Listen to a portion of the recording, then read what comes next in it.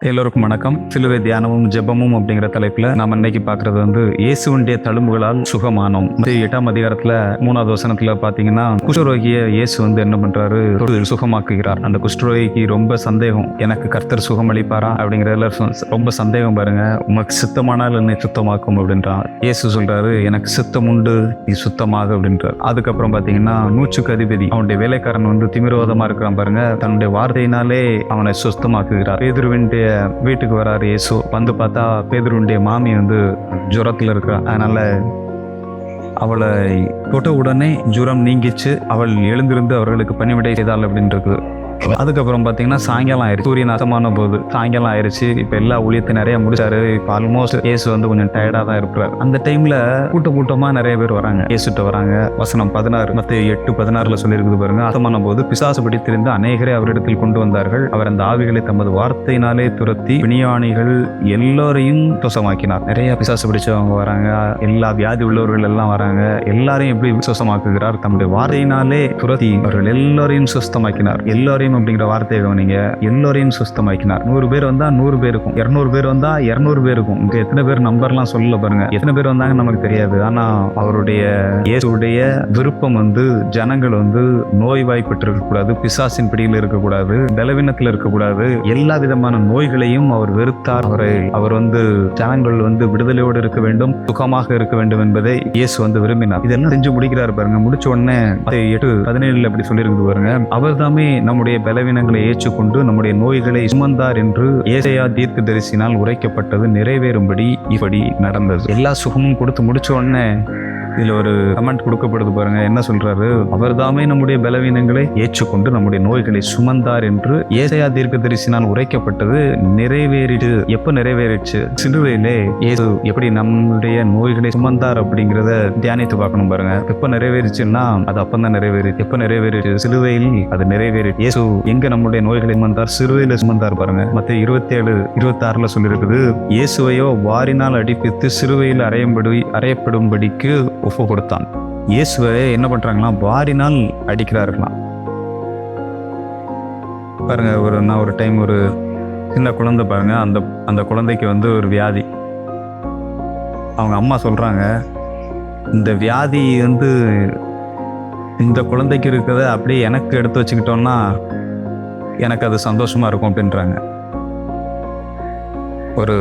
ஒரு தாய் பாருங்க, இந்த உலகத்துல இருக்கிற ஒரு தாய்.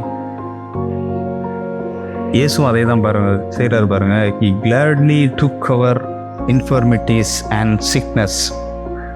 சிலுவைக்கு போகிறதுக்கு முன்னாடி இதை பண்ணுறாரு பாருங்க. அவருடைய அர்ப்பணிப்பு பாருங்க. அவர் ஒப்பு கொடுத்தாருன்றது. அவர் தான் ஒப்பு கொடுக்குறார். இதில் என்ன சொல்லியிருக்கு பாருங்க, அவர் தாமே நம்முடைய பலவீனங்களை சுமந்தார். இங்கிலீஷ்ல எப்படி வருதுன்னா, that might be fulfilled which was spoken by the prophet Isaiah, saying, he himself took our infirmities and bore our sickness. He himself, அவரே என்ன பண்றாராம்? நம்முடைய நோய்களை எடுத்துக்கிறார். எப்படி எடுக்கிறாரு? வாரினால் அடிக்கிறாங்க பாருங்க. அடிக்கும்போது சொல்றாங்க, அந்த கொக்கிகள் 7 கொக்கிகள் இருக்குமா. யூதர்கள் முறைப்படி அடிச்சிருந்தா கூட ஒரு 39 முறை அடிச்சிருக்கலாம் அப்படின்னு நினைக்கிறேன் பாருங்க. நானே அப்படின்னு நினைக்கிறேன். அப்படி பார்த்தோம்னா 273 காயங்கள் அதில் ஏற்பட்டிருக்குமா பாருங்க இயேசுவுக்கு. அது அந்த ஒரு தொழுவத்தில் கட்டி வச்சிருப்பாங்க. கட்டி வச்சு ஒரு வாரில் வச்சு அடிப்பாங்க. அந்த வாரில் உள்ள கொக்கி 7 கொக்கிகள் இருக்குமா. குறைஞ்சது 39 தடவை 7 கொக்கிகள் மூலமாய் காயம் ஏற்பட்டிருந்தால் கூட எப்படி இருந்திருக்கும்? 273 காயங்கள் அவருடைய உடலில் இருக்குமா. அந்த இதை பற்றி சொல்கிறாங்க, அந்த வாரினால் அடிக்கிறத பற்றி சொல்கிறாங்க பாருங்க. அது ரொம்ப கடுமையாக இருக்குமா.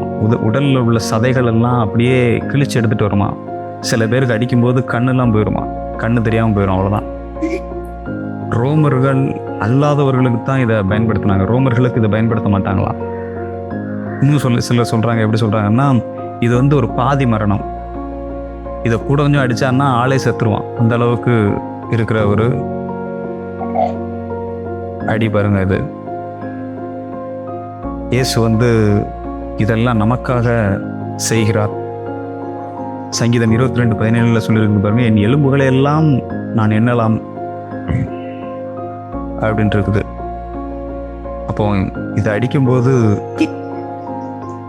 என்ன ஆகுது? இயேசுடைய எலும்புகள் எல்லாம் என்ற அளவுக்கு அவருடைய சதை பிக்கப்பட்டது.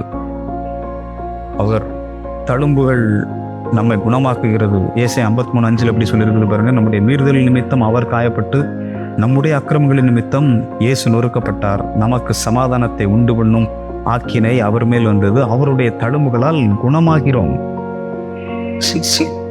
ஏசாயா அப்படி சொல்றாரு. 1 பேதுரு 2:24 சொல்லியிருக்குது, அவருடைய தழும்புகளால் குணமானீர்கள். இப்போ பாருங்க, நம்ம குணம் ஆனீர்கள்ங்கிறதான் உண்மை. பாருங்க, ஏற்கனவே நம்முடைய நோய்கள் எல்லாம் இயேசு கல்வாரி சிலுவையிலே 2000 வருஷத்துக்கு முன்னாடி என்ன பண்ணிட்டாரு? சுமந்து தீர்த்து விட்டார். இப்போவும் பாருங்க, இந்த டைம்ல நிறைய பேர் வியாதியில் இருக்கலாம், போராட்டத்தில் இருக்கலாம். அது எவ்வளோ பெரிய வியாதியாக இருக்கலாம், எவ்வளோ பெரிய போராட்டமாக இருக்கலாம். பிசாசில் பிடிச்சி சில பேருக்கு பிரச்சனையாக இருக்கலாம். எந்த ஒரு பிரச்சனையாக இருந்தாலும் சரி பாருங்க, இயேசு இப்பொழுதும் அந்த குணமாக்குகிறவராகவே சுற்றி திரிகிறார். அவர் தம்முடைய வார்த்தையினாலே வியாதிகளை குணமாக்கினாராம். இப்போ நம்ம சிலுவைக்கு பின்னாடி உள்ள காலங்களில் இருக்கும் பாருங்க, இதை நம்ம தியானிக்க வேண்டியது ரொம்ப அவசியம். அவர் வார்த்தையினாலே எல்லாவற்றையும் சுகமாக்கினார். அந்த வார்த்தையை இப்போ நமக்கே கொடுத்துருக்கிறார். என்ன வார்த்தை கொடுக்குறாரு? அவருடைய தழும்புகளால் நாம் குணமானோம். இந்த வார்த்தையை நம்ம என்ன பண்ணணும்? திரும்ப திரும்ப நம்முடைய வாயில் வைத்து நாம் சொல்லும்போது நாம் சுகத்தை ஈஸியாக எடுத்துக்கொள்ளலாம். பாருங்க, நாம் ஜெபிப்போம். ஸ்தோத்திரம் கர்த்தாவே, தேங்க்யூ லார்ட். நீர் ஆண்டவரே, எங்களுடைய நோய்களை ஆண்டவரை நீர் சுமந்து தீர்த்தீர்கள். அப்படின்னா நமக்கு ஸ்தோத்திரம் கர்த்தாவே. எங்களுடைய வியாதிகளை நீர் சுமந்து இருக்கிறீர்கள். You gladly took our infirmities and sickness, O Lord. தாயை போன்று நீர் ஆண்டவர் எங்களுடைய வியாதிகளை எல்லாம் எடுத்து நீர் சுமந்து கல்வாரி சிலுவையிலே தீர்த்து விட்டீர் என்று எழுதியிருக்கிறது கர்த்தாவே. அதற்காக எமக்கு ஸ்தோத்திரம் கர்த்தாவே. இதை கேட்டுக்கொண்டு இருக்கிற ஒவ்வொருவருக்கும் ஆண்டவரை இப்பொழுதே சுகம் உண்டாயிருக்கட்டும். ஆண்டவரே, உடைய தழும்புகளால் சுகமானோம் என்று அவர்கள் சொல்லட்டும் கர்த்தாவே. ஆண்டவரே, இந்த சுகத்தை எடுத்துக்கொள்ளட்டும். இது அவர்களுடைய சொத்து என்று நீர் சொல்லியிருக்கிறீர் கர்த்தாவே. Thank you Jesus. ஸ்தோத்திரம் ஆண்டவரே. ஓ தேங்க்யூ லார்ட். நீர் சுகத்தை கொடுக்கிறபடினால் உமக்கு ஸ்தோத்திரம். இயேசுவின் நாமத்தினாலே ஜெபிக்கிறோம் பிதாவே. ஆமென்.